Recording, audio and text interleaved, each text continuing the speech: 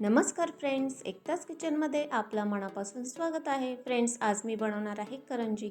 अगदी साध्या सिंपल पद्धतीने मी तुम्हाला दाखवणार आहे की करंजी मी कशी बनवते आणि माझी बनवण्याची पद्धत अगदी साधी सिंपल आहे, झटपट होणारी आहे. कोणताही त्रास तुम्हाला होणार नाही करंजी बनवताना.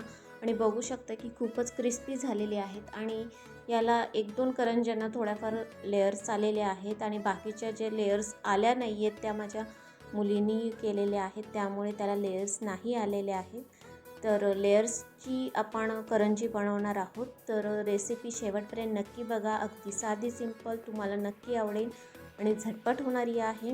रेसिपी शेवटपर्यंत बघितली असेल, रेसिपी तुम्हाला आवडली असेल तर प्लीज लाईक, शेअर, सबस्क्राईब करायला विसरू नका. चला तर मग वेळ न घालवता रेसिपीला आपण सुरुवात करूयात. एक बाउल घेतलेला आहे. त्या बाउलमध्ये आपण 2 कप मैदा घ्यायचा आहे. अगदी प्रमाणात चवीपुरते मीठ, 1 चम्मच आपण तेल ॲड केलेलं आहे. तेल गरम नाही आहे, तर हे तेल ॲड करून झाल्यानंतर अशा पद्धतीने आपण मिक्स करायचं आहे. नंतर आपण त्यामध्ये पाणी ॲड करून ते पीठ मळून घ्यायचं आहे चांगल्या पद्धतीने.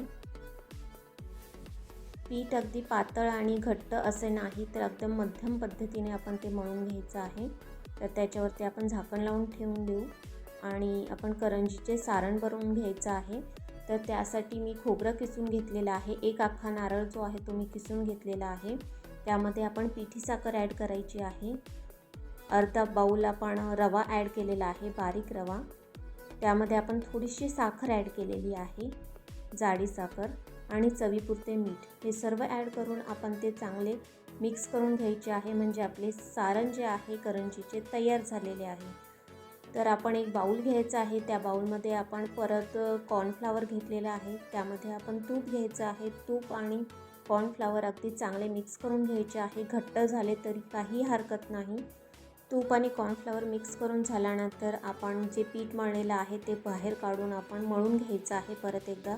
त्याचे आपण गोळे बनवून घेतलेले आहेत. 4 गोळे एकसारखे बनवलेले आहे. तर त्याला आपण पीठ लावून घेऊयात एका गोळ्याला आणि अशा पद्धतीने त्याची मोठी पोळी लाटून घ्यायची आहे. तर अशा पद्धतीने आपण 2 पोळ्या लाटून घेतलेल्या आहेत. नंतर त्यावरती आपण कॉर्नफ्लॉवर लावून घ्यायचं आहे. तर मी कॉर्नफ्लॉवरमध्ये आणखीन थोडंसं तूप ॲड करून ते पातळ करून घेतलेले आहे.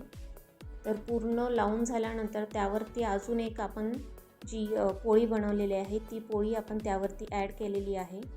दुसरी पोळी त्याच्यावरती ठेवून दिल्यानंतर अशा पद्धतीने आपण ती रोल करून घ्यायची आहे. अगदी एकत्र करून व्यवस्थित ते रोल करून घ्यायची आहे. नंतर रोल केलेली पोळी उचलून आपण अशा पद्धतीने पोळपीठावरती परत एकदा अशी लाटून घ्यायची आहे हाताने, जेणेकरून एकसारखी ती पोळी तयार होईल. तर अशा पद्धतीने एक प्रमाणे साईज झाल्यानंतर आपण ते कट करून घ्यायचे आहे. म्हणजे जे लेयर्स आहेत ते गोळ्याला येतील छान प्रकारे. आणि सुंदर अशा पद्धतीने लेयर्स आलेले आहेत गोळ्याला, बघू शकता. तर हा गोळा आपला तयार झालेला आहे करंजीचा.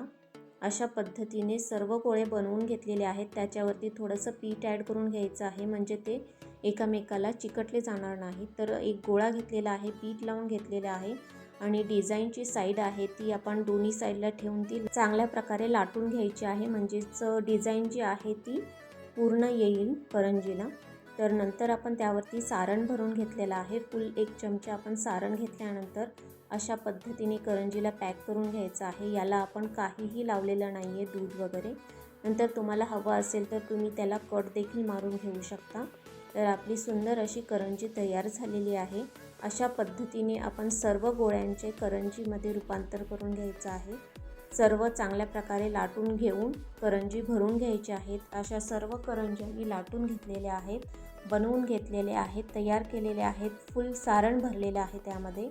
तर कढईमध्ये आपण तेल ॲड करून तेल अगदी मंद आचेवर गरम करून घेतलेलं आहे. त्यामध्ये आता आपण एक एक करून करंजी ॲड करायची आहे. तेल अगदी मीडियम आचेवरच आपण गरम करून घ्यायचे आहे.